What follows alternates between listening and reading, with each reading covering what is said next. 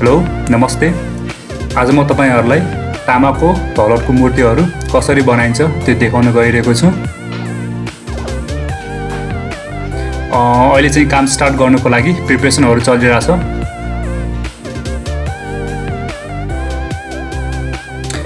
एक ठाउँमा चाहिँ तामा धलट पगाल्ने भाँडो मिलाउँदै हुनुहुन्छ अनि अर्को एउटा चुलोमा चाहिँ आगो बलिसकेको छ। यसमा चाहिँ नि स्याहरूलाई आगोमा राखेर बानिरहेछ। यसरी आगोमा बालेर त्यसभित्र रहेको मैनलाई चाहिँ पुरै बालिन्छ ताकि भित्र खाली होस् र पगालिएको तामा धलटहरू त्यसमा खन्याएर मूर्तिको सेप निकाल्न सकियोस्।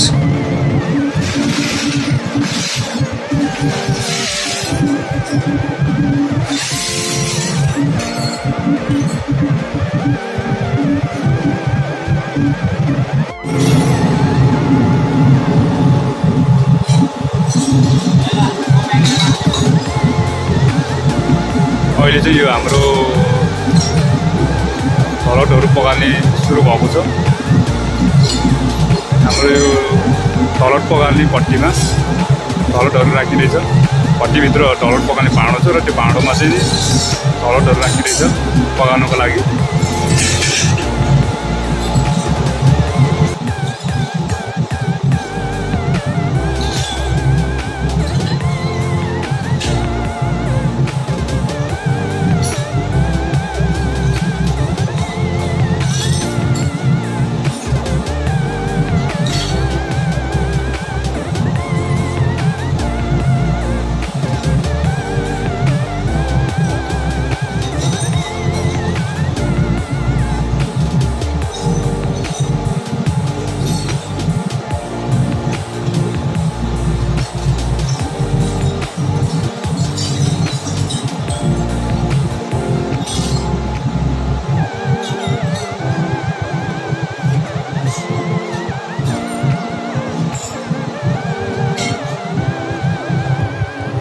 स्याप बालिएको चुलो एकदम मजाले राम्ररी बलिरहेको छ। त्यसलाई राम्ररी पकाउनु पर्ने हुन्छ।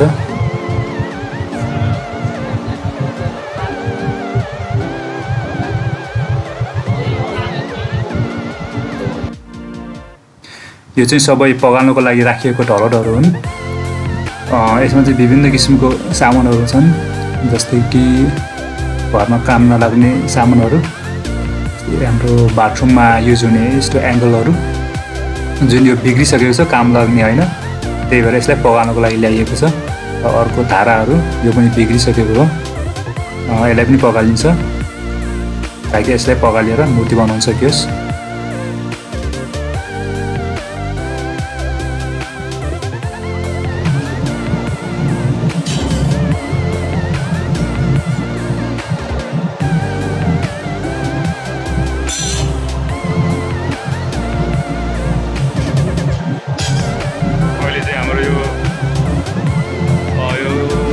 पगाले पट्टीको हिटी मिलाउँदै हुनुहुन्छ।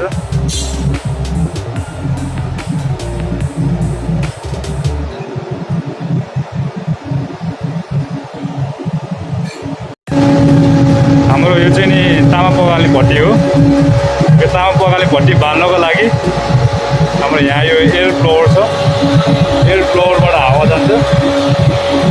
एयर ब्लोवरको हावासँग यो पाइपमा चाहिँ हाम्रो यहाँ पुरानो डिजेलहरू बाल्ने गरिन्छ यसको फ्युलको लागि। यो यहाँ फ्युलको ड्रमबाट यो पाइपबाट यसरी लगेर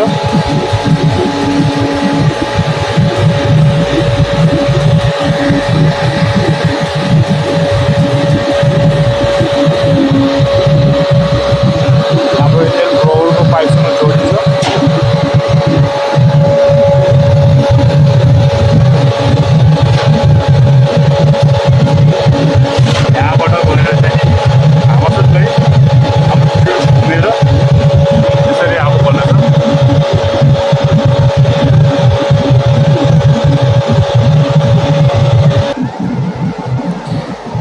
अहिले चाहिँ पग्लिएको धलटबाट चाहिँ नि कसरहरू निकालिँदैछ। कसरहरू भन्नाले नपग्लिएको सामानहरू कुनै कुनै कलामा आइरहेको हुन्छ, त्यस्तो चाहिँ राम्ररी क्लियर हुने गरी निकाल्नुपर्छ। ताकि स्यामा खनाउँदाखेरि सामान राम्रो निस्कियोस्।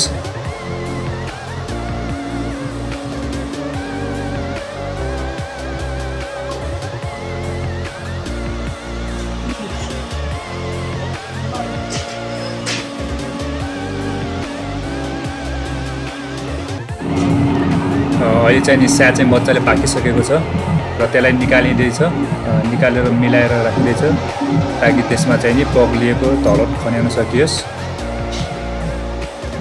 यसरी चाहिँ स्याहरू उठाइन्छ र त्यो पाल भएको भागलाई माथि पारिन्छ। यसलाई चाहिँ यसभित्र चाहिँ नि पगालिएको तलतहरू खन्याउनुको लागि रेडी बनाइँदैछ।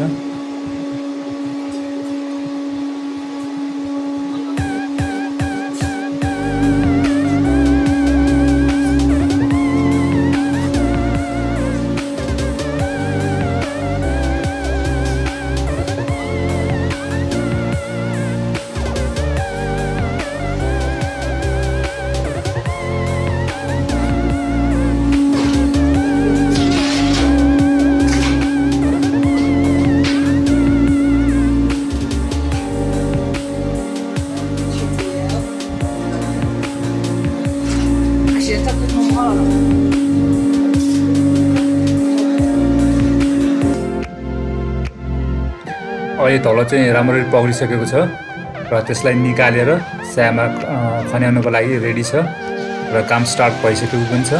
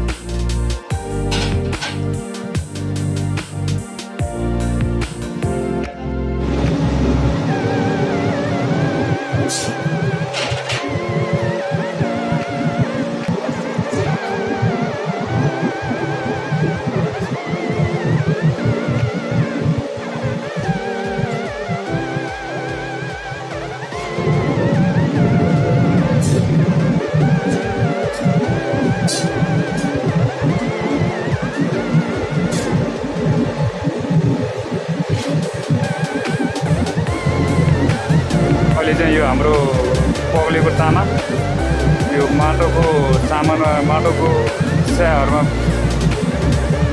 खनाइरहेको छ, जसभित्र चाहिँ हाम्रो मूर्तिको छाप रहेको छ। यसरी खन्याउँदा चाहिँ यो छापमा चाहिँ नि तामाहरू बस्न गई त्यसको आकार निस्किने गर्दछ।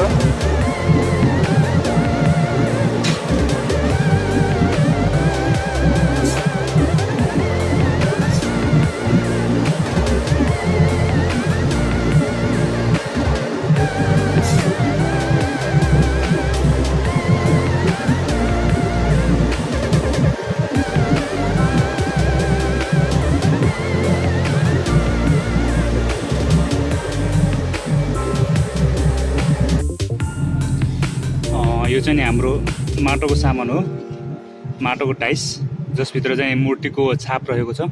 अघि चाहिँ यसमा अघि त्यो तामा पगालेर यसमा खनाइएको थियो। अब यसभित्र मूर्तिको छाप आइसकेको छ त्यो तामाबाट। हेरौँ अब यसलाई फुटाएर।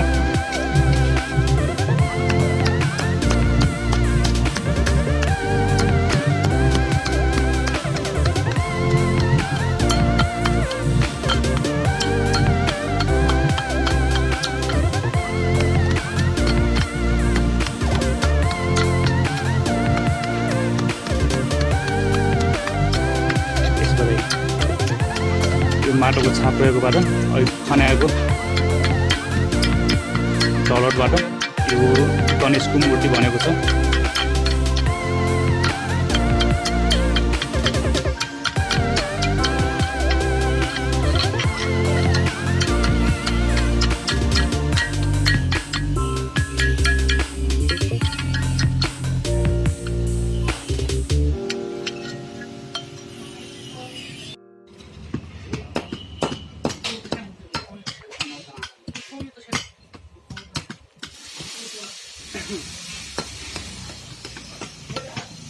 Bauta, kau siapa kau? Buat pakai ni. Pakai pakai tu.